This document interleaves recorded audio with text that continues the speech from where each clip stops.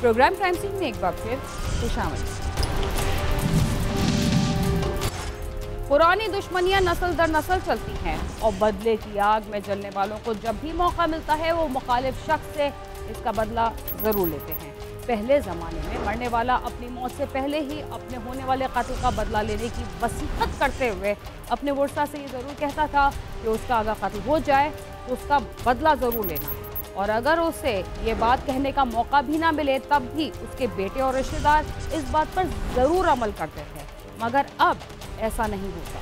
बहुत सारे मुकदमात के दौरान अदालत में पेश होने वाले मुल्ज़िमान और मुद्दई एक दूसरे के मुकाबिल आ जाते हैं और इंसाफ फराहम करने वाली इमारत की दीवारें खून से रंग जाती हैं। ऐसे ज़्यादातर वाक़यात उस वक्त पेश आते हैं जब दूसरों की गलतियों को माफ़ ना किया जाए या सुलह सफाई से काम ना लिया जाए। सराय आलमगीर में 3 अफराद को सड़क के किनारे गाड़ी से उतारकर कत्ल कर दिया गया और मुल्ज़िमान बाआसानी फरार हो गए। इससे ये भी अंदाज़ा लगाया जा सकता है कि लोगों के दिलों से कानून का डर खत्म होता जा रहा है।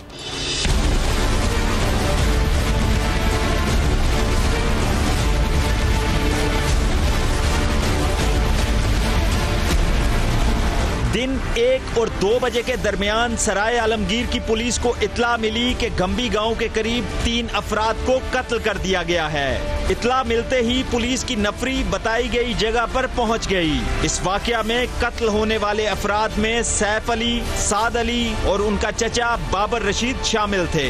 ये बिलाशुबा एक इंतहाई अफसोसनाक और संगीन हुआ है जिसमें 3 कीमती इंसानी जाने उनका ज़िया हुआ और जिनको बड़ी ही बेदर्दी से सरेआम इंतहाई समझ लें कि ज़ालिमाना तरीके से उनको सरेआम कत्ल किया गया, ऑटोमेटिक वेपन इस्तेमाल किया गया और बेशुमार खौफ व हरास पैदा हुआ। ये वाकई इस तरह की 17/5/21 को मैं थाने बैठा हुआ था। मुझे बजरिया सोरस इतना मिले कि खंबी मफुल पे 3 आदमी फायरिंग हो रही है, अंदर 2 कत्ल हो गए। मैं नफरी लेकर मैं फौरी मौका पर गया और जो गाड़ी खड़ी थी उसमें 3 पड़ी हुई थी इंसानी लाशें जिनको बड़ी बेदर्दी से कत्ल किया गया। मैंने सबसे पहले उसको पार्डन किया, फिर DPO साहब को, SP साहब इन्वेस्टिगेशन, अपने DSP साहब सराय आलमगीर को फौरी संगीन हुए की इतला दी। DPO साहब, SP साहब इन्वेस्टिगेशन और DSP साहब सराय आलमगीर की जो इतला मिलती गई वो भी उधर आगे फौरी मौका पर आ गए। अब्दुल हमीद के मुताबिक उसका भाई बाबर अपने भतीजों के साथ गाड़ी के स्पेयर पार्ट्स की खरीदारी के लिए सराय आलमगीर गया था और वो भी अपने भांजे के हमरा वहाँ मौजूद था। जब उसने कत्ल की इस वारदात को अपनी आंखों से देखा तो वो खौफ में मुब्तला हुआ। पुलिस ने बाबर के भाई अब्दुल हमीद की मुद्दत में कत्ल का मुकदमा दर्ज कर लिया। अब्दुल हमीद ने पुलिस को बताया कि उसने ये कत्ल अपनी आंखों के सामने होते देखे हैं और इसमें नवाजिश अली, साकिब अली, मोहम्मद सतार, रफाकत अली, रमीज हुसैन, गुल नवाज, शहबाज अली, मोहम्मद वसीम और फलक शेर शामिल हैं। तमाम मुल्ज़िमान को मैंने गिरफ्तार कर लिया। उनसे 3 अदर कलेक्शन को आला कत्ल और जो मुल्ज़िमान ने अपने कार जरिए इस्तेमाल की थी वो उन्होंने गाड़ी किराए पे ली थी रेंट पे, वो भी मैंने पकड़ ली है और तमाम मुल्ज़िमान को गिरफ्तार करके उनको जेल भिजवा दिया।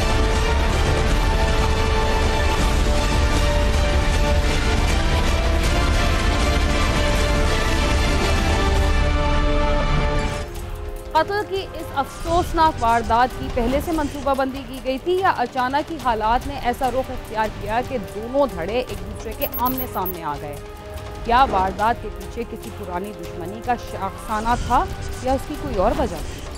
अब्दुल हमीद मोटरसाइकिल पर था जब बाबर उसके पास पहुंचा और उससे मुलाकात की। उस वक्त मोहम्मद अली, रफाकत अली और शहबाज अली मोटरसाइकिल पर उनके करीब से गुजरे।